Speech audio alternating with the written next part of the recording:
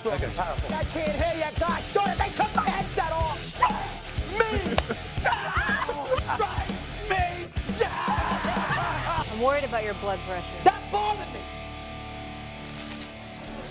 Well, I haven't seen Kimberly in a couple of months. Yep. She said, you better bring... She's like, he better not screw this up.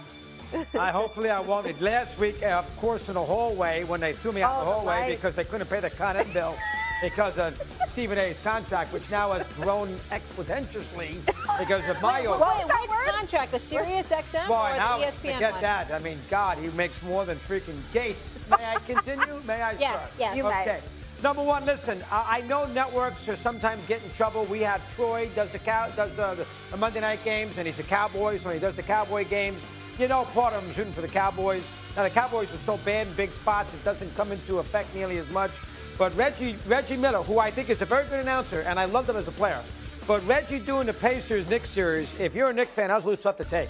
First off, he squeezed in a couple wees and usses by accident because he's doing the game, and he says, we got to do better. And he didn't, you know, he's talking about the Pacers. But this topped it all.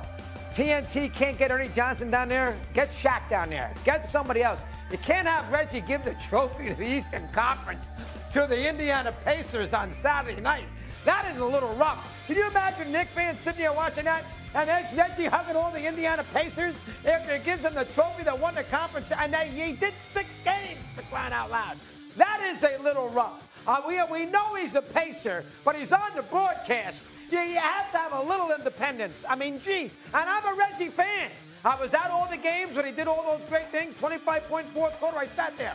So games in Indiana, I was all there. Game 6s, 2 years in a row. So you can't sit there and say that I'm an anti-Reggie fan. I love Reggie, but that's a little rough. The Knicks fan who sat there to watch the Pacers beat them, especially game 1, and then they got to hear him do the us and the we's. And by the way, let's throw salt in the wound. And here's Reggie hugging everybody, and here's the Eastern Conference trophy. That, to me, was a bad job.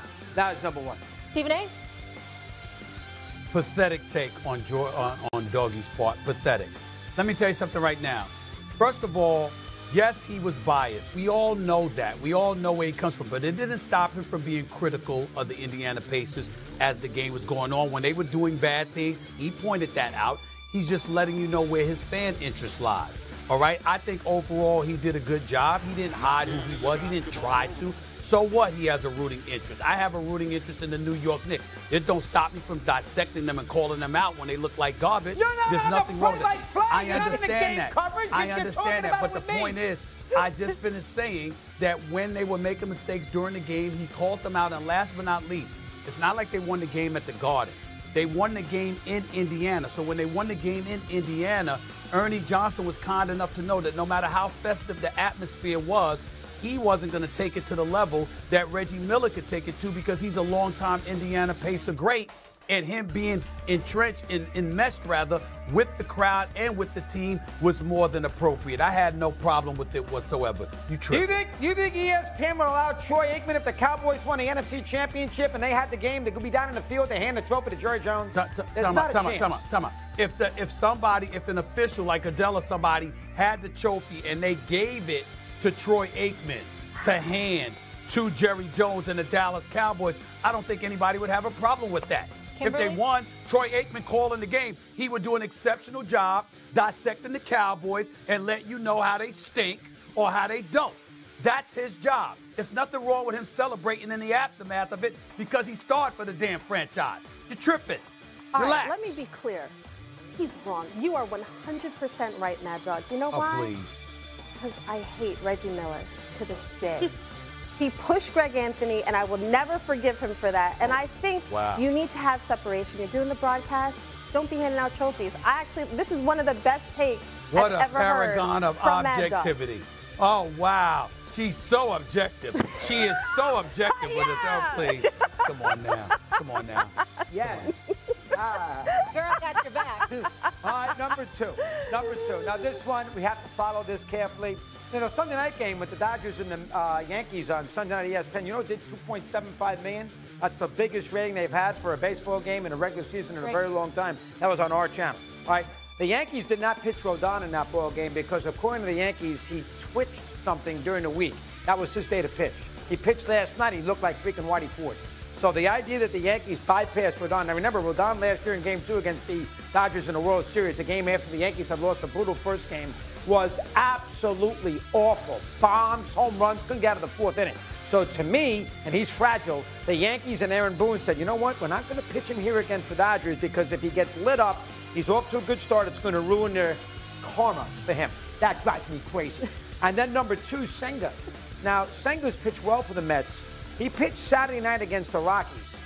His start is Thursday at Dodger Stadium. The Mets bypassing that, they're going to pitch him Friday in Colorado, a team that's won 10 games, after he just pitched against the Rockies. Now, hold on. Baseball needs all these great matchups in the regular season that they can find, okay? Now, I know the Yankees won Sunday night, but nobody put the TV on to see Ryan Yarbrough pitch. Rondon is making $162 million. You got to pitch him in the game. Senga is their best pitcher. The Mets-Dodgers, it's the last game they're going to play against each other this year. Remember, the Yankees only play the Dodgers once. These guys got to pitch in these games. And it was their regular spot in their rotation. The Mets will say, well, it's a 6-man rotation. Nonsense. And the Yankees will say, well, you know what? We're saving for the Guardians. Nonsense. We got to look at the big picture. This is the big picture. Yankees, Dodgers, Mets, Dodgers is what gives the regular season a little juice. The Dodgers are the best team. Test yourself. Pitch your best pitchers on their normal day, even at full against the Dodger team. It drives me crazy that teams skip dangerous opponents to give them soft landing spots. And both the Yankees and Mets did it this past week against L.A. That was point 2. Steve? Totally correct. I agree with you 100%. This is why baseball is behind the curveball. And I don't blame Rob Manfred. I like him as a commissioner, personally. I don't blame him. I think it's the latest piece of evidence that baseball, perpetual holders of tradition, they lean on it so heavily, are always the last ones to the party. Did it ever occur to anybody that the Dodgers, who look absolutely invincible, actually have a worse record than the New York Mets right now? The New York Mets have a better record than the Los Angeles Dodgers. The Yankees are in first place, despite the fact that Juan Soto departed for Queens from the Bronx. You have these compelling stories that would magnetize folks to baseball. And baseball, meaning the players and the managers, are the ones who get in the way of it themselves. This is what A-Rod has lamented to me on several occasions on the air and off the air since he's retired. The gravitational pull that Major League Baseball needs, they get in their own way because they want to hold on to tradition and strategy and all this stuff instead of paying attention to what the fans want. That's their damn problem. You're absolutely right, Dougie. I understand your larger point about the issues with baseball being behind some of the other leagues.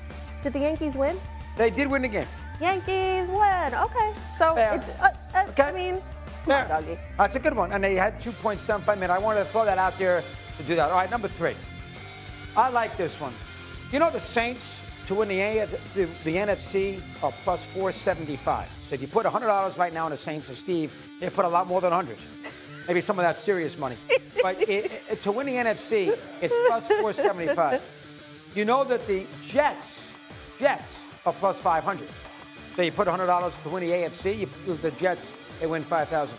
Do you know, and he's going to use this, and this is why this series is going to be competitive.